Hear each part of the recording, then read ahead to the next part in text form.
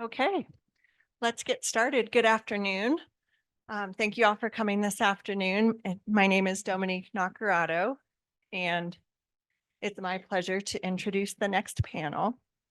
Before I do that, I want to make an announcement before I forget that tomorrow we are starting at 9:50 a.m., not 10 a.m. So we'll be starting at 9:50 a.m. tomorrow.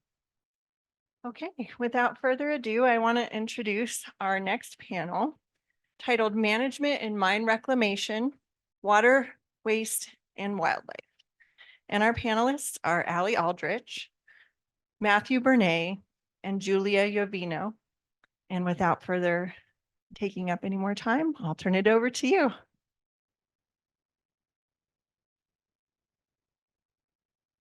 Okay, hi everybody, last panel of the day, yay.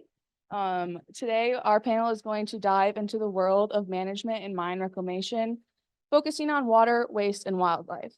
Myself, Matt, and Jules all completed projects that take a deeper look into an aspect of the mining industry. And with that, I will give a brief introduction into mining in the West and the environmental impacts that arose in conjunction. The discovery of gold in 1848 sparked a massive wave of westward migration, with the largest influx occurring in 1849. As prospectors moved west, towns began to pop up, conjuring images of the mythical American Wild West. However, as mines were either exhausted or proved to be fruitless, inhabitants would slowly abandon ship, leaving behind nothing but a ghost town and destroyed local environment. Historical Western mining wrought havoc on the environment, as little was done to regulate the industry until the turn of the 20th century. Mining can cause extreme erosion, sinkholes, loss of biodiversity, or the contamination of soil, groundwater, and surface water by chemicals emitted from the mining process. Often times rock waste from drilling was dumped into riverbeds, flooding towns and farmlands. Poisonous underground gases were released into the atmosphere, removing gold from quartz polluted local streams and rivers, while strip mining caused erosion and desertification. Many of these impacts continue to be seen today. From the beginning to the end of the mining process, the environment will be drastically changed, if not destroyed. For that reason, it is paramount that we limit the destruction that we cause during the active phase. We cannot go on as a society without mining, because without it, there is no power and no luxuries that we rely on today. As the old adage goes, if it's not grown, then it's mined.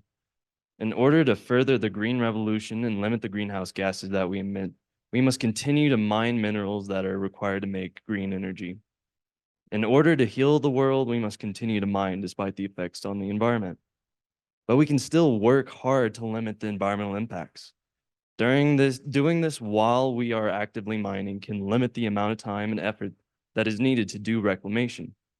In this pursuit, mining companies must work hard with state and federal agencies to remain in compliance on environmental regulations.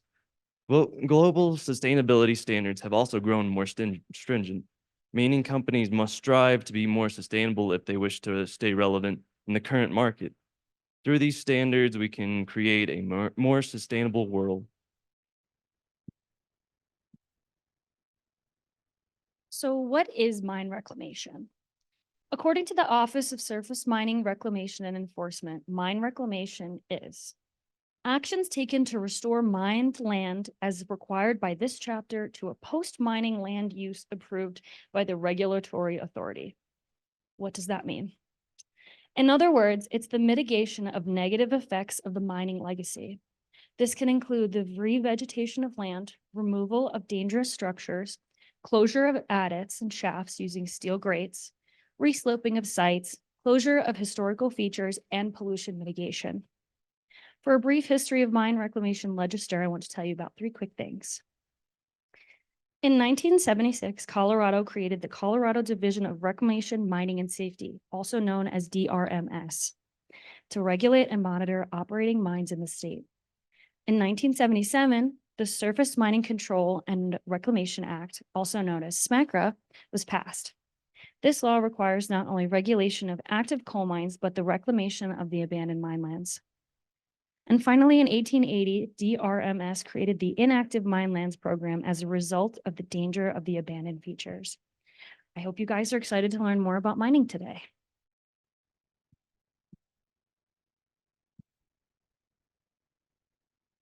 Okay, again, my name is Allie. Today I'm going to talk to you guys about managing water on a closed uranium mine.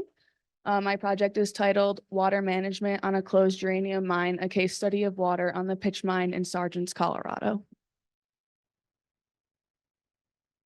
So located approximately 33 miles east of Gunnison sits the town of Sargents, and approximately 6 miles east of town sits the Pitch Mine Reclamation Project.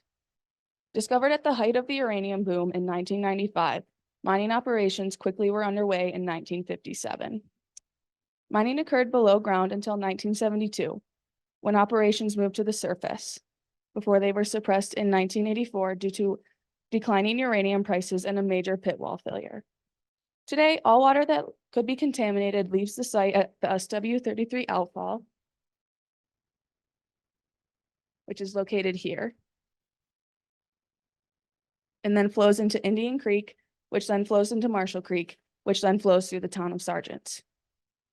The people in Sargents depend on this water, which recharges their aquifers. Therefore, making sure that water is safe for the use is of the utmost importance. So with that in mind, this project tackled 3 activities looking into how to manage water on a closed mine site. The first portion revolved around taking water samples and collecting data during these events on site. For the second portion, I developed a stakeholder presentation over the water management alternatives analysis plan for the pitch mine. Lastly, I dove into the world of beavers and mine reclamation, specifically looking into how we can utilize these ecosystem engineers as a natural way to clean up closed and abandoned mine sites. So first, let's dive deeper into the water sampling portion of this project. These events began in early June at high flow. This event introduced me to how to collect both surface and groundwater samples, as well as how to collect parameters such as depth of water in wells, water weir levels and flow for surface samples, and others such as pH, dissolved oxygen, and temperature for both sample types. I then continued to use these skills for the monthly sampling events in July and August, and again at the low flow large scale event in September, which we did get snowed on at. These images show me collecting surface samples and the hydro sleeve that is used to collect samples from wells. And yes, when you pull these up full of water from 100+ feet, your arms do get tired.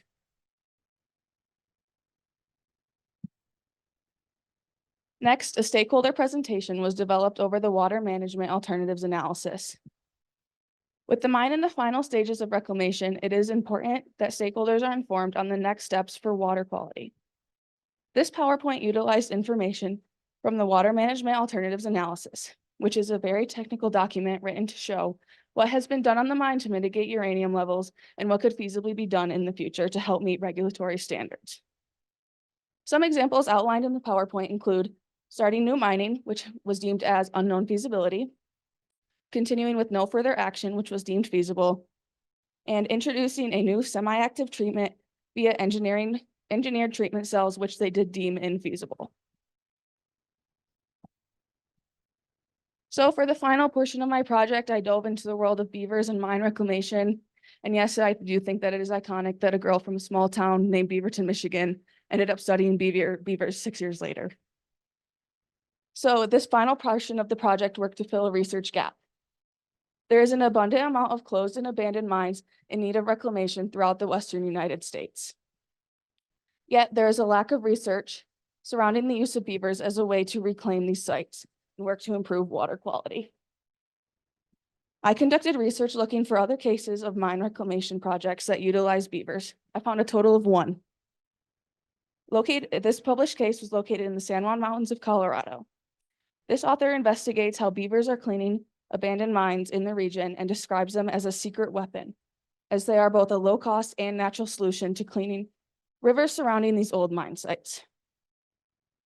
They have been able to clearly see that as beavers build dams downstream, the water pools, then soaks into the ground, being filtered before it re-enters the water systems downriver. These vital water areas created by beavers could be the solution mine reclamation is looking for in this long-term expensive process of mine cleanup.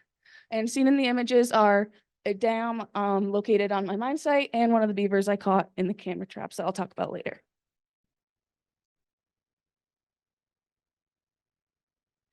So for the pitch mine in, as an example, the first step was to collect coordinates for every beaver dam located on the creeks. So these would be entered into ArcGIS in order to create maps detailing the locations for each dam. I created 3 maps, one for Indian Creek drainage, one for Marshall Creek, and one for Indian Creek, which that map can be seen on the right. I walked each creek recording coordinates as I went, then manually entered each into an Excel spreadsheet. A total of 96 dams were identified. Indian Creek drainage had 2. Marshall Creek, below the confluence with Indian Creek, had 11, and Indian Creek had 83 dams. The image on the left is one of the dam sites located on Indian Creek, and all of the dams varied greatly in size and age, with some spanning over 100 feet to some being only 5 feet wide, and some being freshly constructed to others being moss covered and well established.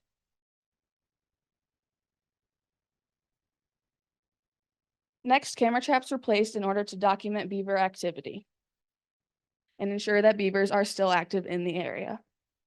1 camera was placed on the Indian Creek drainage and 2 cameras were placed on Marshall Creek. Because of the large expanse of the dams on Marshall Creek, it was decided that 2 cameras be placed here in order to increase the chances of capture. The camera on Indian Creek drainage was selected due to the ease of accessibility, as well as the fact that it could be assumed that if beavers were utilizing these 2 dams, they would likely also be utilizing the dams on Indian Creek. The camera traps were deployed from late June to late August.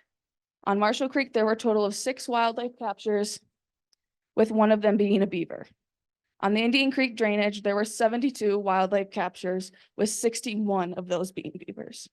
I scanned each photo and manually entered every capture into both a comprehensive wildlife inventory as well as one that just shows beaver activity. These inventories included time of day, date, location, and species. On the screen are 2 of my captures, both from the Indian Creek drainage. The one to the right shows a pair swimming at night, which is when a majority of the beaver captures took place, and the one on the left shows a beaver carrying material downstream.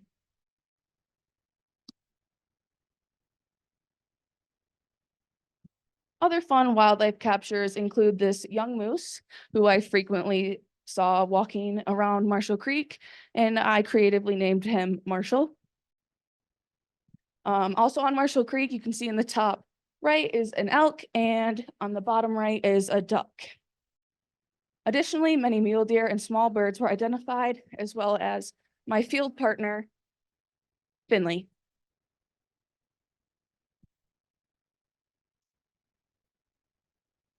And here is my favorite photo from the camera traps. He is staring directly into your souls. So to wrap all of these activities up, I would like to say that completing these tasks has helped me to gain a more comprehensive understanding into what goes into managing water quality on such a large site. This project barely touched the surface, focusing on gaining experience in the field and looking into the option of filling a research gap in the scientific community. The pitch mine could serve as a great model for what the use of beavers and their dams could do to clean up closed mines across the West, and this project is just the beginning. And with that, I would like to thank Dave Wyckoff, my community sponsor, for the opportunity to conduct this project. I would also like to thank my faculty mentor, Dominique. Since becoming my mentor halfway through my journey here at Western, she has been extremely supportive of my project and always willing to help me in any way possible. Next, I'd like to thank the Western Alliance for Restoration Management, or WARM, for providing funding for my project and opportunities to make connections in the world of mine reclamation. Finally, I'd like to thank my family who are here both in person and via Zoom, and my friends, specifically my co-panelist Jules, for always supporting me and answering my seemingly endless questions when trying to enter this field. Thank you.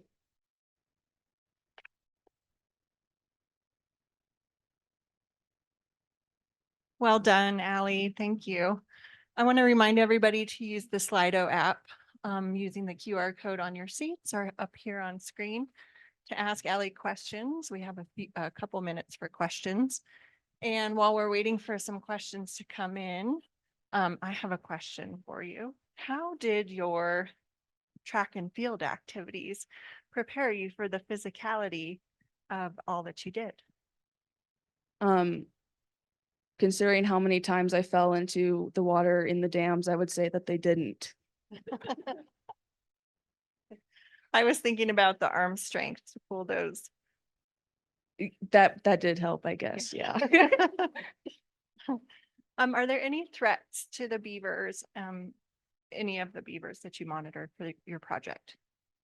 Outside of just, the regular threats to beavers, there are some large ranches downstream in Marshall Creek where they could be impeding into that habitat, and the ranchers probably don't want them there to flood that land.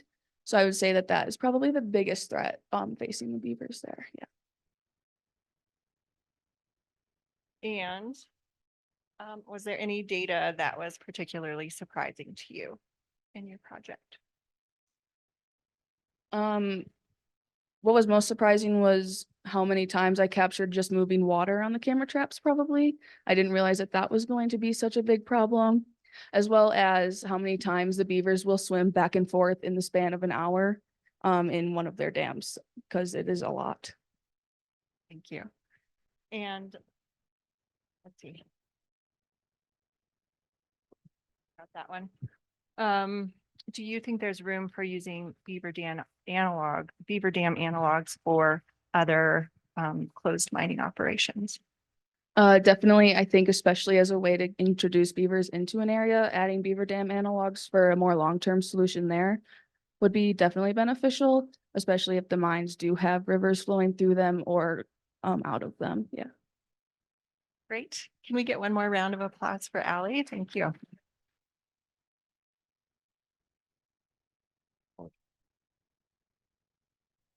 All right, well, howdy folks, I'm Mathew Berna, and I'm going to be talking to you about active mine environmental management.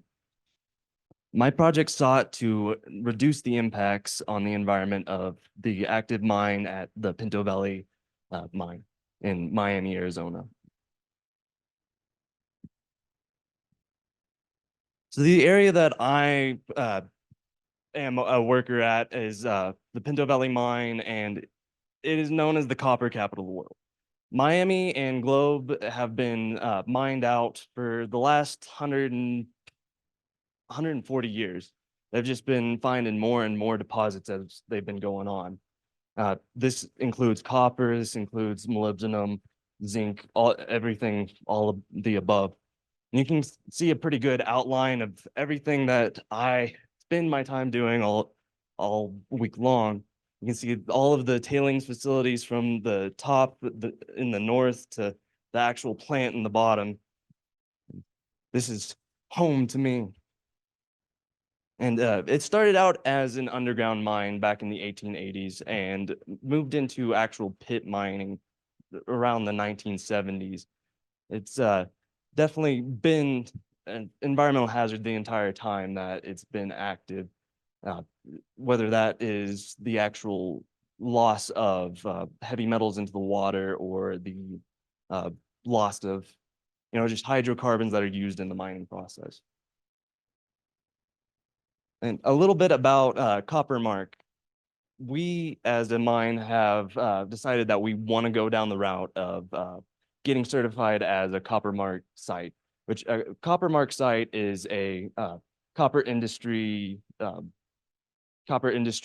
site that has been deemed to be sustainable enough to where they can achieve this logo, and then they can sell their copper or whatever products they make for a little bit higher than just normal. And what they do to certify a company is they just look at how much pollution you're creating, how much of emissions are caused just in the air quality in particular. And also they look at what environmental programs you have going on. And this is kind of where I came in. I started work about a year ago as an environmental specialist on the site. And I was brought in to look at waste and water issues, stormwater issues in particular on the site. And I came in to fill in some gaps that was founded during their copper mark assessment with a third-party contractor.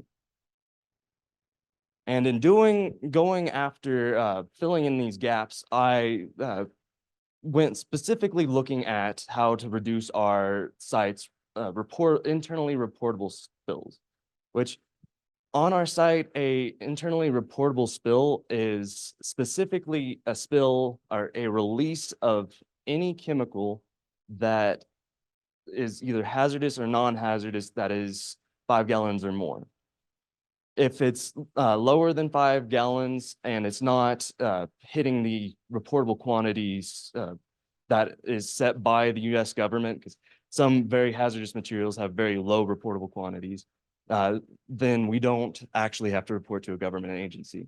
And also, if it doesn't go off the site and it doesn't go into the stream that is close, the Pinto Creek, then we don't have to worry about reporting it to a government agency. And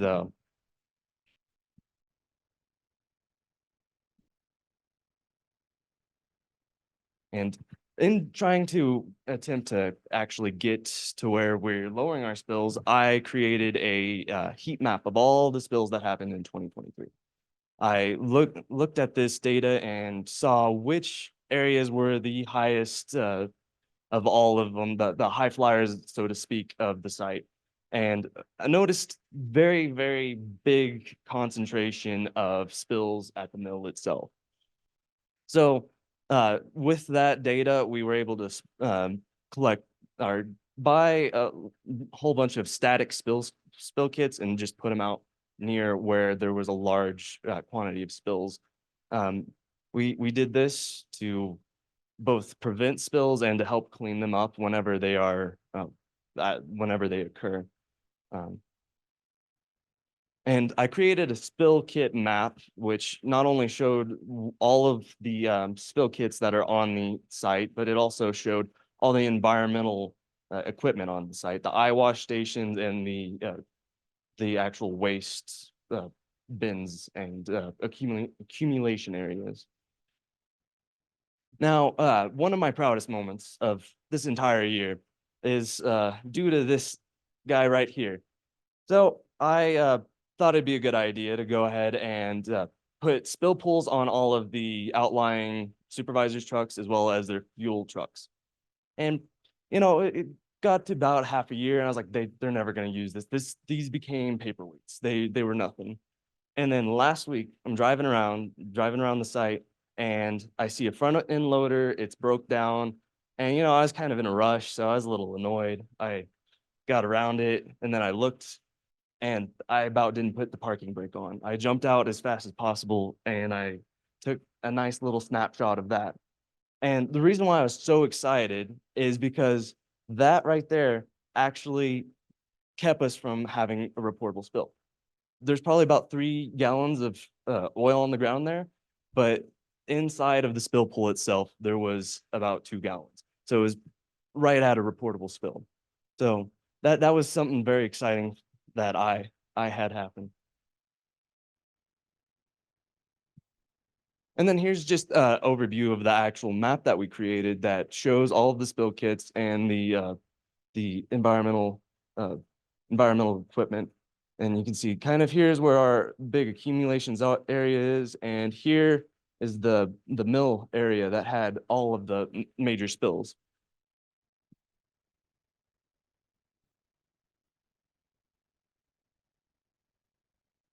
And now, one of the bigger reasons that there's so many reportable spills on site is hydrocarbon management. Improperly storing hydrocarbons leads to major spills. Heavy equipment driving around will usually not be able to see things like this. And of course, this right here is not proper management whatsoever. You've got drums in front of a door on just ground. The EPA requires that any container with higher than 55 gallons of hydrocarbons in it must be on a secondary containment. And this secondary containment must be able to hold 110% of the largest container on it. So that being said, I noticed that a large amount of the secondary containments around the site were completely full of debris, completely full of water. No one was taking care of them. So I created an inspection that looked at these spill secondary containment areas, looked at all of these hydrocarbon storage areas, and made sure that they were fit to hold that 110%.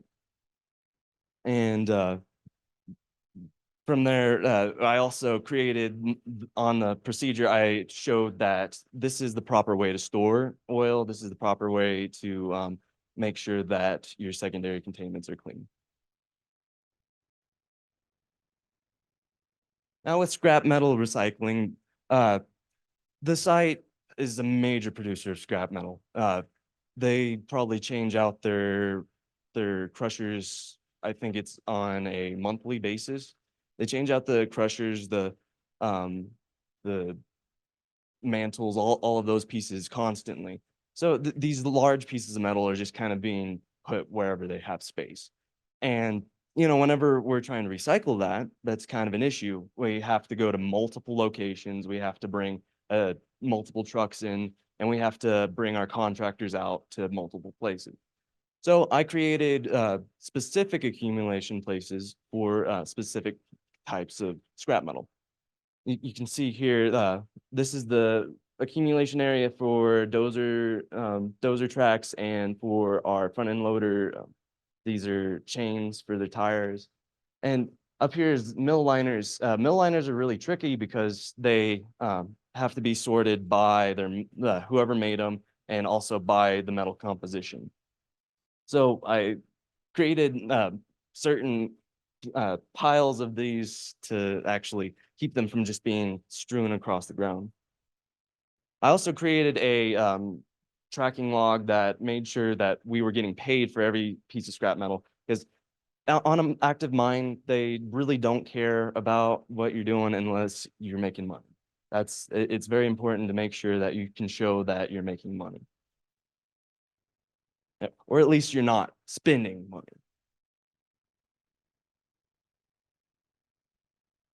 And I also added some new recyclables to the list of things that we can recycle. They had a recycling program in the past that allowed us to recycle plastic and cardboard and all of that. But since COVID, it kind of shut down all of the contractors. They shut down and we weren't able to recycle anymore, not the small scale stuff. So I created accumulation areas for plastic and for aluminum as well as cardboard. I've got a list of contractors ready to go out and start doing work, doing the actual bin pulling and taking them to the recycling bins. But that's going to be a little more into the actual implementation phase. Also did a little bit more of accumulation areas for the HDP and a little bit better on oil recycling. And with that, there's still a large amount of, there's a lot of room for future projects. I really like the idea of doing a lot more concurrent restoration. And there was talk about doing composting on site, which that was really cool to me because we can use the compost to actually take it out there and do reclamation on the tailings dams to bring back nutrients to the faces. And then there was some PFAS project talks too. So just in conclusion, my actual deliverables, I created a spill prevention and cleanup procedure. I created a recycling plan that showed all these new accumulation areas and showed how to recycle things properly. And I was going out to just fill in these gaps that were created whenever we were looking at possibly going forward with the copper mark. And there's still a lot of room for future projects, like I stated. And just to acknowledge, I really want to acknowledge Jim Fallon. He's my community sponsor, my boss. He's He's really mentored me into a lot of this stuff. Then Dominique, my actual mentor, and she's really helped me get it to the finish line. And then Capstone Copper, they feed me, they clothe me, they make sure I'm doing good. The Pinto Valley Mine, it loves me and hates me at the same time. And of course, WARM, the Western Alliance for Restoration Management, who gave me all the funding to not starve to death during my just college years, and the Clark Family School themselves. Thank you.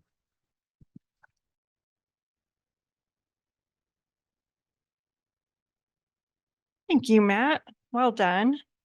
So a few questions for you. Let's see.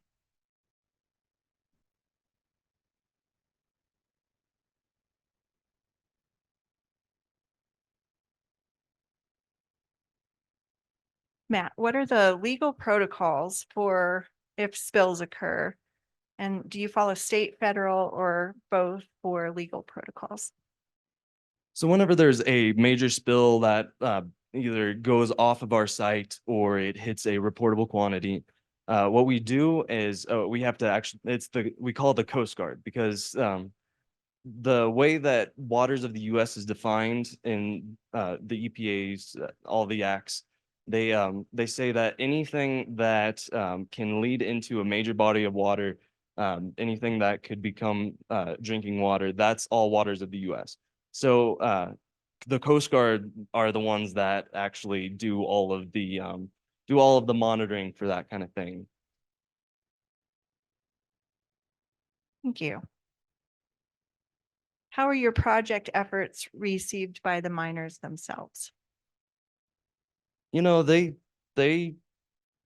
don't like talking to me, but they listen sometimes. Um, they really try to work with us. They try to get things done. It's just you have to give them a good incentive, and they'll really follow you. Thank you. Have you seen any interesting wildlife on site?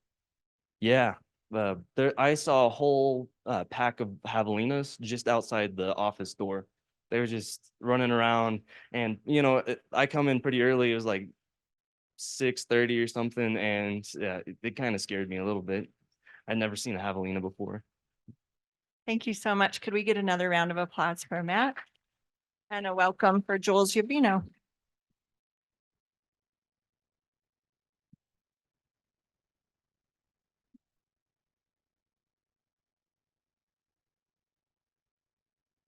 Hi, my name is Julia, but most of you know me as Jules.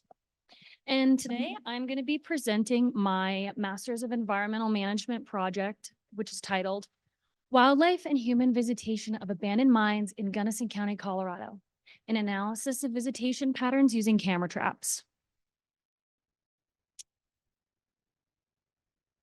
The end of the 1850s brought forth a great movement of people to the American West in their search of their grand fortune, gold. The Colorado Gold Rush, although short-lived, created a legacy and history that still stands today.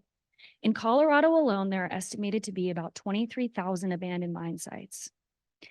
These sites are not only limited to gold, but also silver, uranium, molybdenum, oil and gas, and sand and gravel. These mine features result in polluted rivers and creeks, contaminated groundwater, and infertile and unsafe soils. Mine reclamation has not only benefited humans and ecosystems, but wildlife as well. To date, most of the research done on wildlife use of mines has been related to bats. Bats use mines to roost, avoid predators, hibernate, and in some cases even raise their young. After this research, the bat gate was created. You can see an example of a bat gate in the top corner of this screen. The bat gate allows bats to use the abandoned mine features, but keeps humans out. In November of 2021, Dr. Timothy Armstrong and several of his students published a study on carnivore use of abandoned mines in Colorado. It was titled Wildlife Visitation at Abandoned Mines.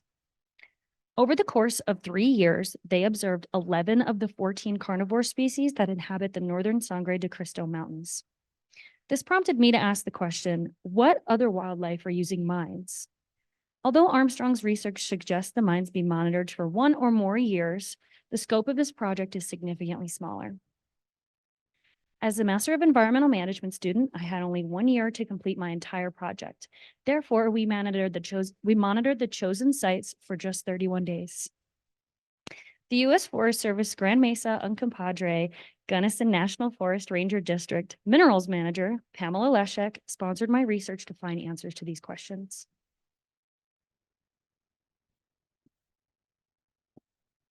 In August of 2023, research began in the Tin Cup area of Gunnison County, Colorado. For 5 days, we surveyed possible abandoned mines for the U.S. Forest Service Abandoned Minelands Program.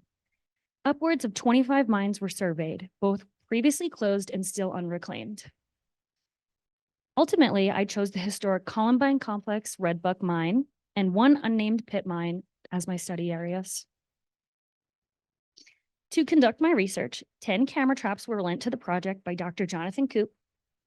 The cameras used were Blaze Video Game and Deer Observing Trail cameras model A252. All 10 cameras were the same model and with the same batteries and SD cards. Each photo was reviewed twice. First, an initial sweep of the images to confirm there was significant data to report, and second, to manually input all the animal captures. I entered the data manually as to avoid computer or AI errors. For each capture, the following was recorded: site name, date, time of photo, temperature in Celsius, common name, scientific name, observer, and image number. And I also added an additional column for anything out of the ordinary captured in photos, such as high winds, heavy rains, or snowfall. As for results, 28,000 photos were taken over the course of 31 days at both sites. And yes, I had to manually sort all 28,000. The Columbine Complex Red Buck Mine yielded a significant amount of evidence with 412 human and wildlife captures. Unfortunately, the unnamed pit mine site yielded very little evidence. Because of this lack of evidence, the results I'm about to present to you are based solely on the Columbine Complex Red Buck Mine. The cameras captured at least 13 different species, excluding humans. As you can see here, we captured moose, cedar waxwing, coyote, Pacific martin, Canada jay, mountain chickadee, mountain lion, mountain cottontail, least chipmunk, red squirrel, American robin, red fox, and mourning dove.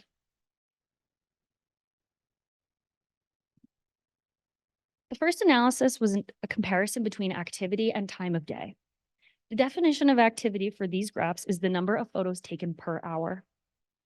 The number of photos were compared to the frequency of the hour in which they were taken in.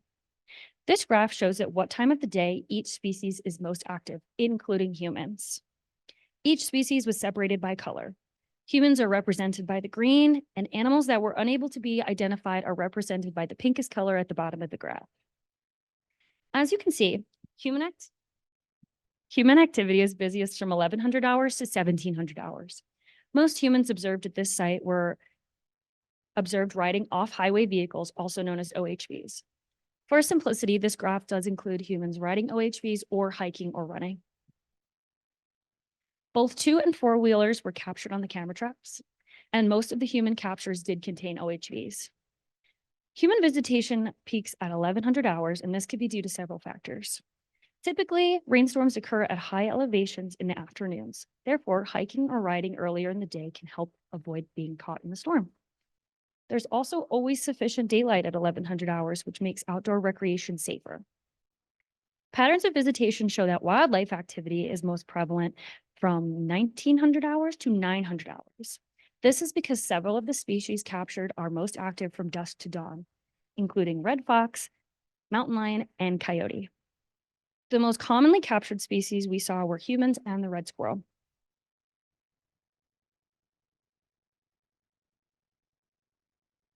These graphs show activity by day and activity by temperature.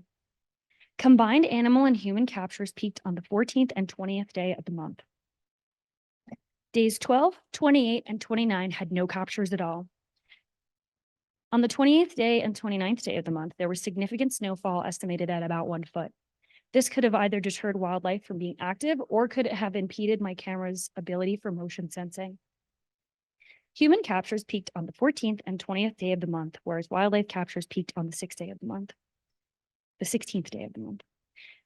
The 16th day of October 2023 showed a waxing crescent moon phase, which was immediately following the new moon phase. This is relevant because some studies have shown that wildlife actually increase their activities during full or new moon phases.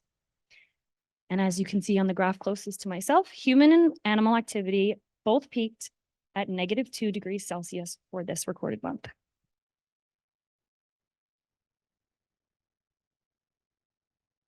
Other than numerical data, I also collected some behavioral data.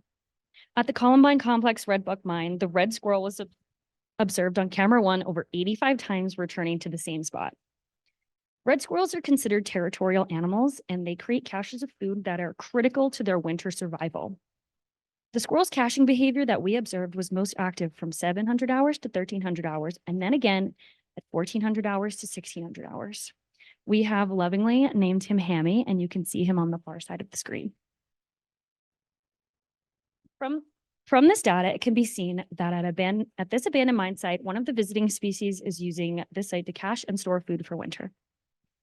In addition to caching, hunting behaviors were also observed. First, they were observed on camera 1 as the Pacific martin is seen holding prey in its mouth on the 17th day of the month at approximately 1800 hours. We were unable to identify the prey, but it's most likely a small rodent or lagomorph. Red fox were also observed exhibiting what could have been hunting behaviors. On the 6th and 7th night of the month, a red fox was seen following a mountain cottontail all throughout the night.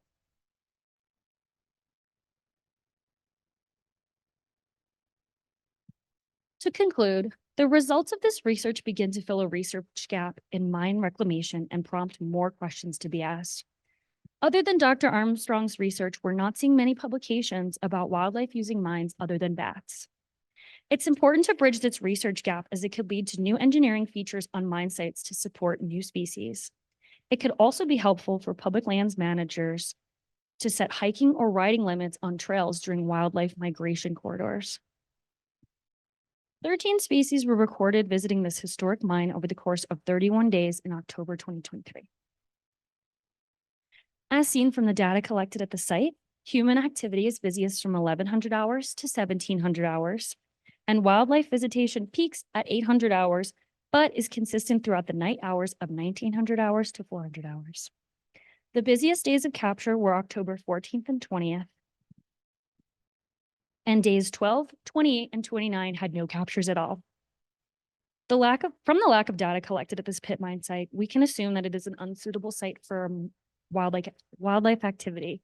This could be due to its dry, rocky soil or invasive plant species that we found upon surveying it.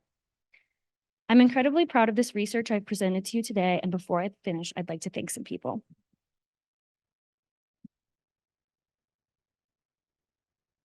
First, I would like to thank Pamela Leszek, my community sponsor. Pam worked with me to see this project through and make data collection possible. She supported me in my questions or any technical assistance I needed through this process. She also connected me with other scientists potentially interested in my research and was able to promote my research in a university lecture. Second, I would like to thank Sally Thode. Sally has helped me through these last 2 years of the MEM, supporting me with resources, personal encouragement, and academic assistance. She also encouraged and helped me find a project that I am extremely passionate about. Additionally, I'd like to thank 2 Western Colorado University students that you see here on the board, Solomon Collin and Alicia Aldrich. Solomon served as my undergraduate intern for this project and contributed over 40 hours of work, including an extensive literature review, secondary data screening, and even a site assessment. Allie has helped me with so many things I cannot thank her enough for: site assessment, academic support, resources, outreach, review of my final paper, and even sitting with me while I went through all 28,000 photos.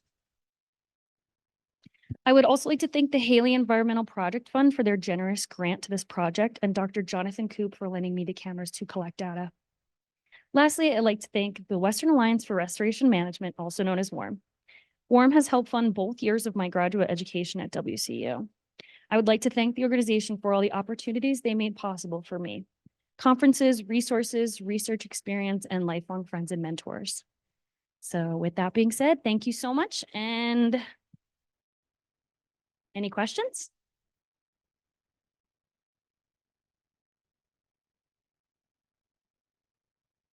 Wonderful, Julia. Thank you. One question specific for you. Why did the unnamed site have so little activity? And I think that was the pit mine that you referred to, but if you could clarify. I believe the pit mine had very little activity because it was in poor condition for wildlife activity. It was the only trees that were really present were a lot of aspen trees, and we also had some invasive thistle species. So, and the soil was very dry and rocky. There wasn't any water source within a quarter to a half mile. So I think for those reasons, it gave us a lack of data. And how does wildlife visitation at the mine you monitored compare to any random location? Or how does the biodiversity compare? The biodiversity that we saw in the data collected, that I saw in the data collected, was actually a lot more diverse than I expected. It's interesting to think that these wildlife are using this abandoned mine site with all these abandoned mine features, and as opposed to just a naturally undisturbed environment that they may find. There's also a lot of human traffic here. So we thought there wouldn't be as many with their work. Were there any wildlife species you were particularly surprised to see? I was super surprised to see Pacific martin. They are listed as threatened in Colorado, and the distinction between the species of pine marten and Pacific marten was pretty recently discovered in Colorado, in the Rockies specifically. So I was really, really excited to see that. And the mountain lion we saw was uncollared, and I know that there's a big effort to collar mountain lions in the valley right now. So I thought that was pretty cool too. Great, thank you. Can we get another round of applause for Jules? And our next set of questions are for all of you. First of all, what, if anything, do you wish more people knew about mining? Stop exploring abandoned mine sites. Stay out, stay alive. No spelunking. Can I follow up with that? Do you also see an effect on wildlife from people exploring abandoned mines? Yes, especially bats. If you're just and other animals that may use to hibernate or roost, and disturbing hibernation or the raising of the young could be super detrimental to the animal. Yeah, I would like to say, we're gonna have to mine. There's no way we can go around it. We have to mine. We have to get the minerals that are useful to us. It's gonna hurt the environment, and I feel like we're gonna have to do that and realize that reclamation is just the route we're gonna have to go down. I guess to just add on to what Matt said, that reclamation doesn't have to be this huge, expensive process. There's also natural, low-cost ways out there to clean up smaller mine sites. Thank you. Can you each explain your introduction to the mining and reclamation industries? I did not know mine reclamation was a thing until I moved here 2 years ago. Shout out Jules and Matt for getting me interested in this industry. It was kind of a funny way into it. When I was a kid, we'd come up to Uray, and we'd always go down on a mine tour on the old 100 gold mine, and I would kind of freak out going down there. I loved it. I would be over there playing with all the tools. I would always be the volunteer, and I come from Oklahoma. There's no mines, so I came to Western wanting to be a wildlife biologist, and then I saw this very cool way that I could bring my passion for biology into the mining world, and it grew from there, and I've loved it ever since. I was lucky enough to receive a scholarship from the Western Alliance for Restoration Management when I first started here at Western Colorado University. And through that, I met Rebecca Breezemore, who really introduced me to the world of mining, who allowed me to come on field trips with the mine reclamation class, even though I was not in it yet, and attend conferences with her in both Uray and Reno, Nevada. And that was really a fantastic introduction to the mining world. Wonderful, thank you. The next set of questions are more specific to each of your projects. Allie, do you envision someone continuing your project work with a future MEM project? For instance, setting up BDAs, and that's beaver dam analogs at the pitch mine.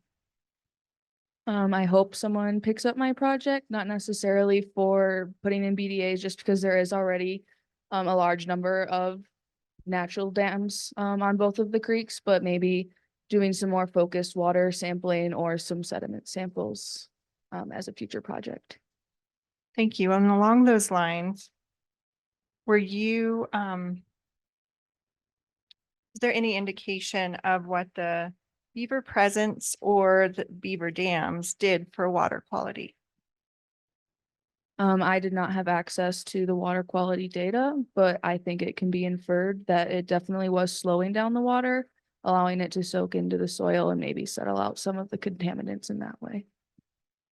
Thank you. And I think you said that reverse makes a difference. I think this was a question for you. Could you please be specific about how reverse makes a difference to that?